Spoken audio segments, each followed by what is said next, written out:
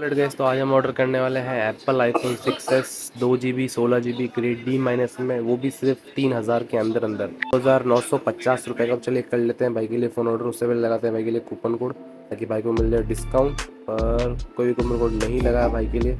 चलिए कर लेते हैं भाई के लिए चेकआउट। करेंगे भाई के लिए COD। चलिए COD पे क्लिक कर दिया। चेक कर लेते हैं भाई का एड्रेस। जी भाई का एड्रेस एकदम सही है। चलिए करते हैं पे नाउ पे क्लिक एंड करते हैं यस पे क्लिक। तो ऑलरेडी गाइस भाई का ऑर्डर लग चुका है। चलिए मिलते हैं इसकी अनबॉक्सिंग वीडियो में।